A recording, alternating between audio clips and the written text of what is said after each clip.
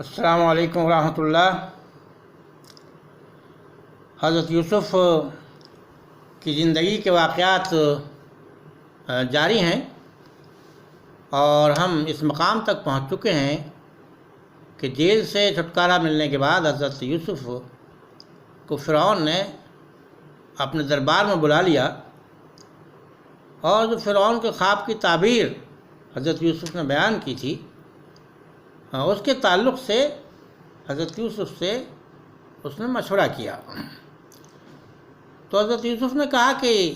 آپ زمین کے خزانوں کا مجھے ذمہ دار بنا دیجئے، میں بہت ہی اچھی طریقے سے اس کی دیکھ بھال کر لوں گا، میں صحت مند بھی ہوں، سمجھدار بھی ہوں اور امانت دار بھی ہوں۔ یہ سارے الفاظ حضرت یوسف نے استعمال کیے یہ بتانے کے لیے کہ یہ کام میں اچھی طریقے سے کر سکتا ہوں۔ تو فرعون تو پہلے ہی سے ان کے بارے میں سنتا رہا تھا اور تعبیر جو بحسین قسم کی تعبیر انہوں نے دی تھی اس کے خواب کی، اس سے وہ اور بھی زیادہ متاثر ہو گیا تھا کہ ہاں بھائی واقعتاً یہ شخص جو ہے اس قابل ہے کہ اس کو پورا انتظام دے دیا جائے۔ چنانچہ فرعون نے حضرت یوسف کو زمین کے خزانوں کا پورا انتظام ہاتھ میں دے دیا، اور ظاہر زمین کے خزانوں سے سب سے پہلی بات تو یہی بات شامل ہے کہ جو کھیتی باڑی اور اس میں محنت کے نتیجے میں بیج ڈالنے کے نتیجے میں جو فصل اگتی ہے، جو ہر فصل کے اعتبار سے سال میں 2 فصلیں ہوں کسی چیز کی یا 3 فصلیں ہوں، وہ جو اگ کر کے آتی ہیں وہ بہت ہی بنیادی ضرورتوں کو پورا کرتی ہیں انسانوں کی، تو اس کا انتظام حضرت یوسف کو فرعون نے دے دیا۔ یہ انتظام عام حالات میں تو کوئی مسئلہ بہت بڑا نہیں ہوتا، لیکن جب خصوصی حالات ہیں اور یہ بات معلوم ہے کہ 7 سال تک بہت ہی آرام سے خوب فصلیں ہوں گی، بڑا اچھا موسم رہے گا، بارشیں ہوں گی، 7 سال تک برابر پابندی سے بہت اچھی فصل ہوگی، تو اب اس فصل کو مینیج کرنا اور اس انداز سے مینیج کرنا کہ باقی 7 سال جو قحط کے ہوں گے اس میں اس فصل کا فائدہ اٹھایا جا سکے، یہ بڑا مشکل کام تھا۔ حضرت یوسف نے یہ کام اپنے ذمہ لیا اور بہت ہی مشکل کام ذمہ لیا، لیکن یہ کہ اللہ تعالیٰ کی نصرت، اللہ تعالیٰ کی مدد پر ان کو یقین تھا، سمجھتے تھے وہ اس بات کو کہ اللہ تعالیٰ نے جہاں مجھے یہاں تک پہنچایا ہے، اس مقام تک پہنچایا ہے مختلف احوال سے گزار کر کے، تو مجھے اس معاملے میں بھی کامیاب کرے گا اور پوری مدد مجھے حاصل ہوگی اللہ تعالیٰ کی طرف سے۔ چنانچہ انہوں نے بہت ہی یہ مہم جو ہے زبردست قسم کی شروع کر دی، اس بات کی کہ جتنی بھی زمینیں قابل کاشت ہیں وہ ساری کی ساری کاشت میں لے آئی جائیں، کوئی زمین خالی نہ رہے، قطعی اس قسم کے سلسلے میں قطعی بھی کوئی لاپرواہی نہ کی جائے۔ جن لوگوں کے پاس زمینیں نہیں ہیں وہ دے دی جائیں جو خالی زمینیں ہیں، تاکہ زیادہ سے زیادہ زمینیں جو ہیں ہماری کاشت میں آ سکیں، ان میں کچھ نہ کچھ فصل اگنے لگے، اور کسانوں کو جو زمینیں نہیں تھیں جن کے پاس، ان کو زمینیں انہوں نے دلوائیں، تو وہ بڑے شوق سے وہ مفت میں ان کو زمینیں مل گئیں۔ تو اس طریقے سے حضرت یوسف نے اپنا مینجمنٹ جو تھا شروع کیا۔ اللہ کی طرف سے ان کو یہ ہدایت بھی مل گئی تھی کہ جو غلہ ہر سال کا ہوگا یا جو چیز بھی ہر سال پیدا ہوگی اس کے دانے الگ نہیں کیے جائیں گے، بلکہ دانوں کو انہی بالوں میں جن میں وہ بنے ہیں یا انہی خوشوں میں یا انہی چھلکوں کے اندر جن کے چھلکوں کے اندر وہ بنے ہیں، وجود میں آئے ہیں، پکے ہیں فصل میں، ان کے اندر ہی، چھلکوں کے اندر ہی رکھا جائے گا، باہر نہیں نکالا جائے گا۔ ان کو ایسے پورے پودے کو جمع کیا جائے گا اور اس میں گوڈاؤن میں ڈالا جائے گا۔ تو اس کے لیے بڑے گوڈاؤنس کی ضرورت تھی۔ بھئی سمجھ لیجیے آپ ایک پودے کا پورے کا پورا پودا ہی اگر ہم جمع کر رہے ہیں اور پوری پوری گٹھی پودوں کی بنا رہے ہیں تو اس دانوں کے مقابلے میں تو جگہ زیادہ گھیریں گے. تو اس کے لیے بڑے بڑے گوڈاؤن انہوں نے بنوائے. بس یہیں سے جو لوگ اس علاقے میں اپنا قبضہ رکھنا چاہتے تھے، خاص طور سے جو مذہبی گروپ تھا، کیونکہ وہ مذہبی گروپ بھی تھا جو ان کو خواب کی تعبیر نہیں بتا پایا تھا، تو حضرت یوسف کی طرف سے وجہ سے ان کو بڑی شرمندگی اٹھانی پڑی. تو وہ حضرت یوسف کو شرمندہ کرنا چاہتے تھے، کہنا چاہتے تھے اور بتانا چاہتے تھے. ان کی دلی تمنا یہی تھی کہ حضرت یوسف کی جتنی یہ کوششیں وہ سب ناکام ہو جائیں اور قحط پڑے ہی نہیں، تاکہ وہ جھوٹے ثابت ہو جائیں. تو ان کا مذاق بناتے رہتے تھے بڑے بڑے گوڈاؤن کو دیکھ کر کے. یہ اتنے بڑے بڑے گوڈاؤن کی کیا ضرورت ہے، بلا وجہ حکومت کا خرچہ کرا رہے ہیں، یہ بوجھ بن رہے ہیں حکومت کے لیے. اور یہ جب میں بھوسے کے انہوں نے جمع کیا غلے کو، مثلا گیہوں کے اگر جمع کر رہے ہیں تو گیہوں کے پورے پودے جو تھے انہوں نے سکھائے کھیت میں، اور سوکھے سوکھے پودے پورے کٹوا کر کے ان کو گٹھی بنوا دی اور ان کو وہاں رکھوا دیا اس میں. تو اس طرح سے رکھنے کا جو فائدہ تھا وہ یہ مذہبی گروپ جن کے مخالف ہو رہا تھا اس کی سمجھ میں نہیں آ رہا تھا کہ اس کا کیا فائدہ ہے. وہ حضرت یوسف کا مذاق بناتے تھے اور خود اپنے لیے جو مذہبی ٹھیکیدار جو بنے ہوئے تھے وہ بھی ہر سال غلہ جمع کرتے تھے، پبلک کے پاس جاتے تھے کہ لاؤ ہمیں ہمارے اخراجات کو پورا کرنے کے لیے، ہم تمہارے دیوی دیوتاؤں کو خوش کرنے کے لیے بہت سے پوجا پاٹ کرتے ہیں، تو یہ ہمیں بھی چاہیے پیسہ، ہمیں بھی دو. ہوتا تھا، ایک سسٹم تھا، اور اب بھی سسٹم یہ سب جگہ موجود ہے بہت سی جگہوں پہ. تو اس سسٹم کے تحت وہ اپنا غلہ جمع کیا کرتے تھے. لیکن ان کو اب یہ خطرہ رہنے لگا کہ اگر حضرت یوسف کامیاب ہو گئے اپنے طریقے میں تو ہماری پھر خیر نہیں ہے. تو حضرت یوسف کی وہ برائیاں ہی کرتے تھے، جو کام بھی کرتے تھے اس میں کچھ نہ کچھ عیب نکالتے تھے. اب ایک موقع پہ ایسا ہوا کہ حضرت یوسف نے فرعون سے کہا کہ آپ اعلان کروا دیجئے سبھی لوگوں کے درمیان میں کہ سب لوگ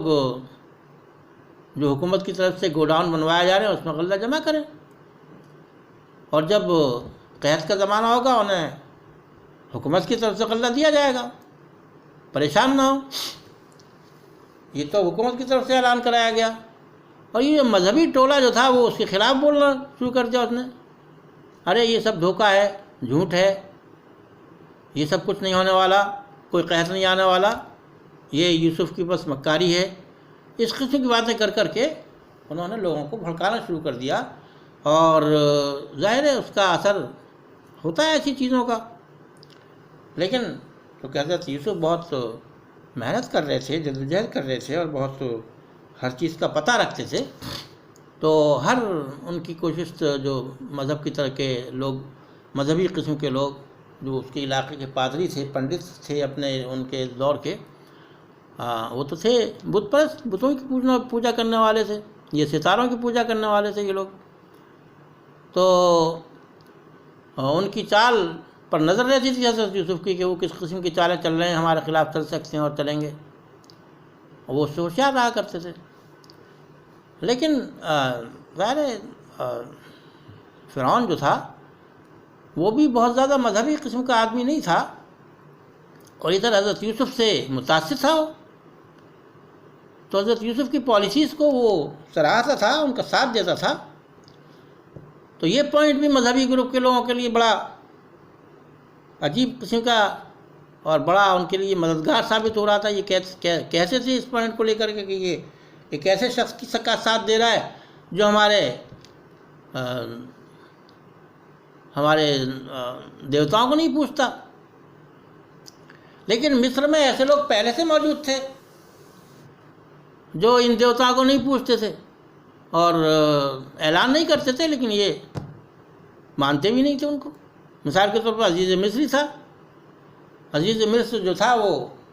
ان کی پوجا ووجا نہیں کرتا تھا، انتظام ضرور کرتا تھا، ان کی نگرانی کرتا تھا، حکومت کی طرف سے ان کو مدد بھی پہنچاتا تھا مذہبی ٹولے کو. لیکن خود پوجا پاٹ میں حصہ نہیں لیتا تھا، وہ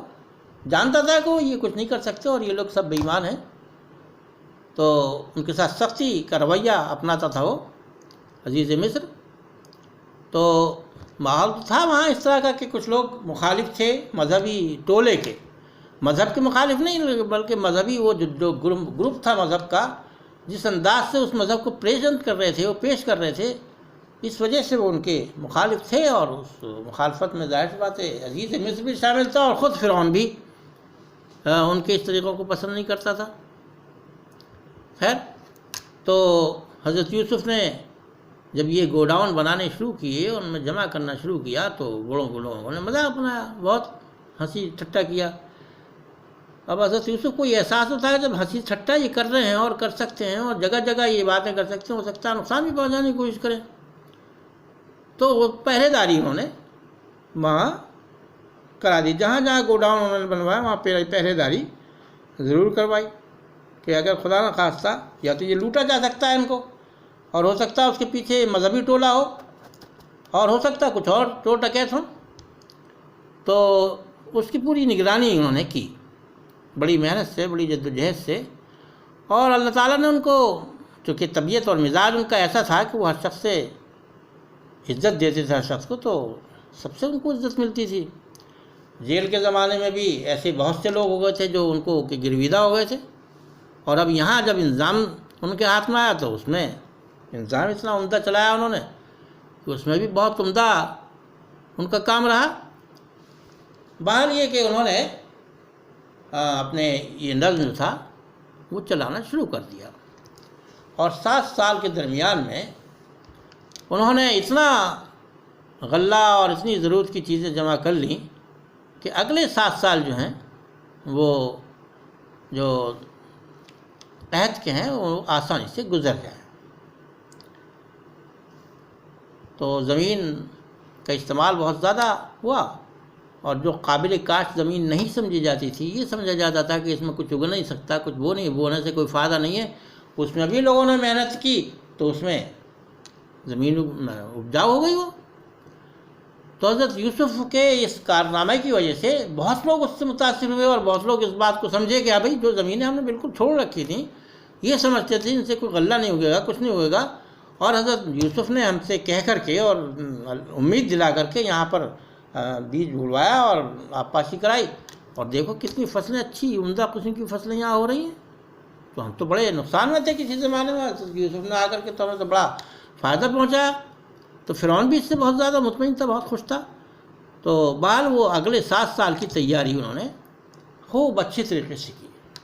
اور اس انداز سے تیاری کی کہ جب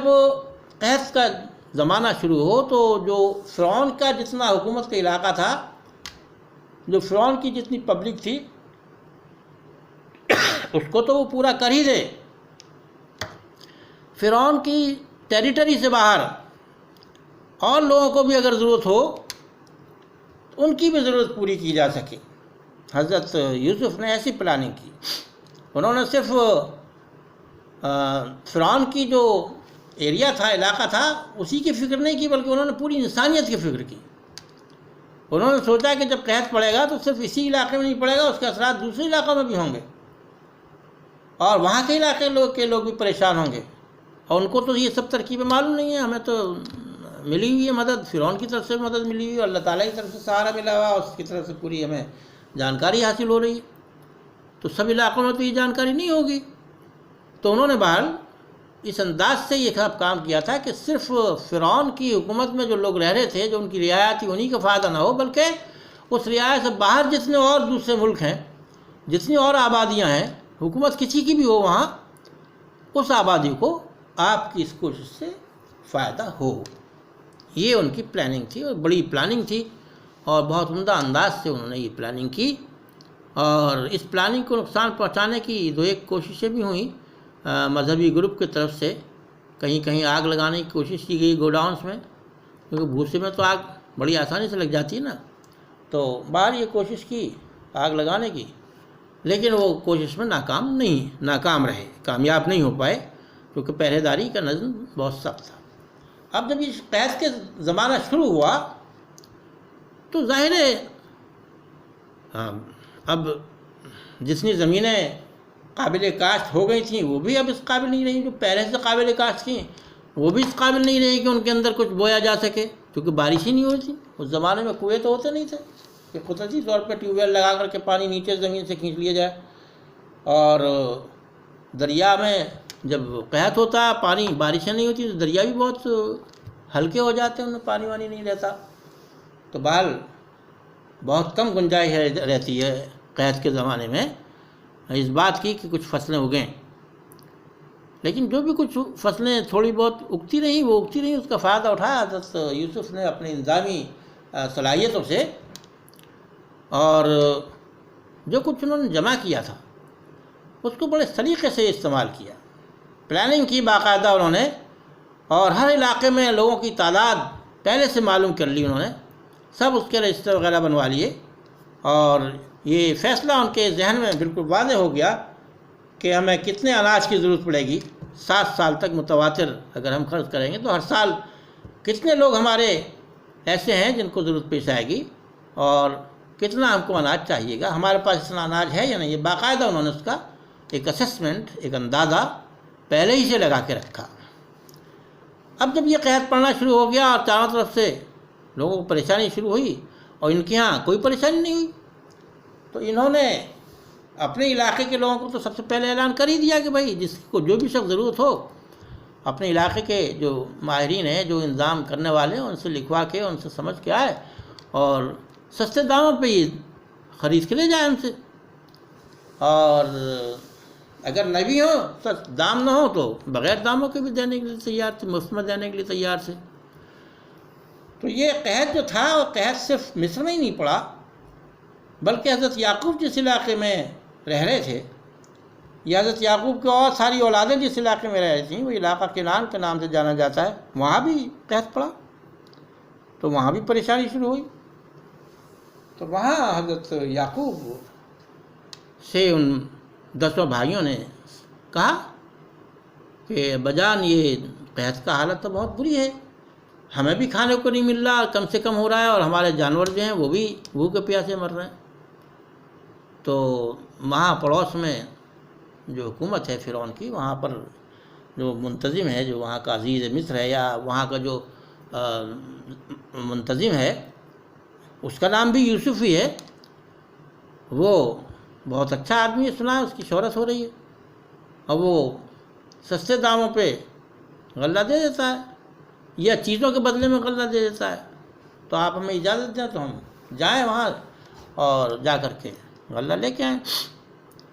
تو انہوں نے غلہ دینے کا حساب کتاب ایسا کر رکھا تھا کہ جتنے لوگ ہوتے تھے ان کے لوگوں کے حساب سے غلہ دیا کرتے تھے۔ 10 اگر آدمی آئے کسی علاقے سے 10 کے حساب سے غلہ دیا، 2 آئے تو 2 کے حساب سے غلہ دیا۔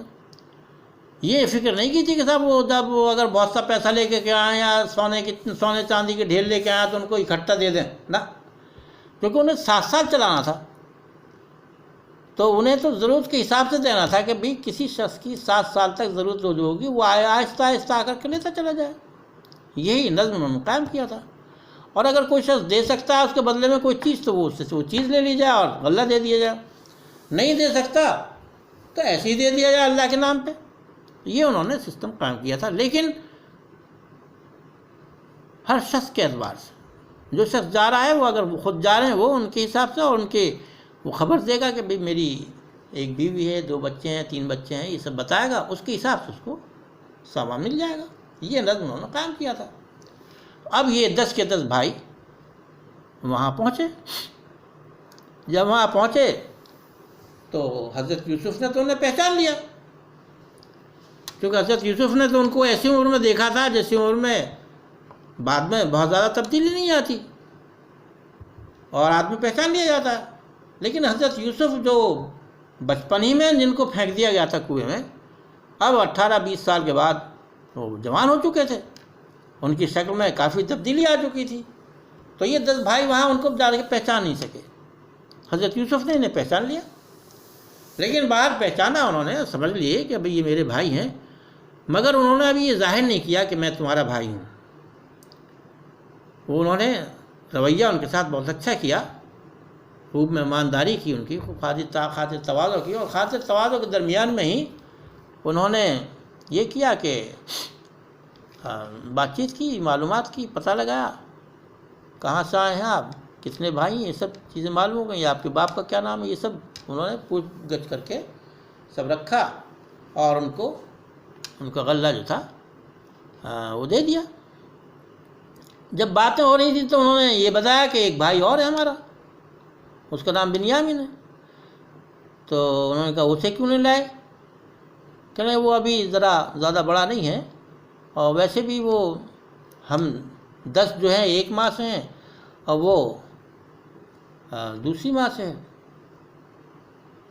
تو حضرت یوسف نے پوچھا کہ بھئی وہ اکیلا ہی ہے؟ تو بتایا انہوں نے کہ نہیں وہ اکیلا نہیں تھا، لیکن اس کا ایک بھائی اور تھا، وہ اس کو بھیڑیا کھا گیا جنگل میں۔ وہاں بھی انہوں نے یہی جھوٹ بولا، جو بات انہوں نے اپنے باپ سے بتا رکھی تھی وہی بات انہوں نے وہاں بتائی۔ تو حضرت یوسف نے چلتے وقت جب وہ واپس ہوئے وہاں سے ان کو خوب غلہ دیا، اور جو کچھ سامان وہ لے کے گئے تھے غلے کے ساتھ وہ بھی واپس ان کے غلے کے درمیان اندر رکھوا دیا، اور یہ کہا کہ اب آئندہ تم آؤ تو اپنے چھوٹے بھائی کو جو جیسے نہیں لے کے آئے ہو اسے ضرور لے کے آنا، اور تم جانتے ہو دیکھو میں کتنا خاطرداری کرتا ہوں اور کتنا فیاضی کے ساتھ دیتا ہوں، اسے بھی لے کے آنا آئندہ جب آؤ، میں اس کو بھی دوں گا اس کے حساب سے۔ اور خیر وہ جاتے وقت انہوں نے جو سامان وہ لے کر آئے تھے بدلے کے طور پہ دینے کے لیے، وہ سامان بھی ان کے اسی سامان میں واپس رکھ دیا۔ جب یہ واپس پہنچے گھر تو بڑی تعریفیں کی انہوں نے حضرت یعقوب سے جا کر کے، اور یہ تو وہ بہت نیک آدمی ہیں، بہت اچھا آدمی ہے، اس نے ہماری بڑی خاطر تواضع کی، بہت نرمی سے بات کی، بہت اطمینان سے بات کی، بہت پیار سے، بہت محبت سے بات کی۔ اب یہ پیار محبت تو زیادہ ان سے اس لیے کر رہے تھے کہ وہ ان کے بھائی تھے، حالانکہ انہوں نے ان کے ساتھ بڑی دشمنی کی تھی، لیکن وہ اپنا فرض نبھا رہے تھے بھائی ہونے کا۔ وہ اس بات کو سمجھ نہیں پا رہے تھے، وہ یہ سمجھ رہے تھے کہ عام طور پہ یہ سب کے ساتھ ایسے ہی ہوتا ہوگا، ہو رہا ہوگا۔ بعد انہوں نے اپنے والد سے یعنی حضرت یعقوب سے آ کر کے خوب تعریفیں کی حضرت یوسف کی، اور حضرت یوسف تھے بھی بہت قابل تعریف۔ تو وہ اس تعریف کے بعد جب انہوں نے اپنا سامان کھولا تو دیکھا کہ وہ تو جو سامان اپنے یہاں سے لے کے گئے تھے بدلے کے طور پر دینے کے لیے، وہ سامان بھی واپس آ گیا۔ تو یہ بہت خوش ہوئے، بہت ہی مطمئن ہوئے اس بات سے کہ بھئی یہ تو بہت ہی اور بھی زیادہ اچھی بات ہے، اب یہ سامان ہمارے پاس واپس آ گیا تو اب دوبارہ ہم جائیں گے، یہی سامان ہمارے دوبارہ غلہ لینے کا کام آ جائے گا۔ تو بہرحال یہ کہ وہ بہت خوش ہوئے، بہت مطمئن ہوئے، اور اس غلے کو لے کر کے انہوں نے استعمال کیا، کچھ دن تک ان کو سکون کے ساتھ وہ استعمال کرتے رہے اور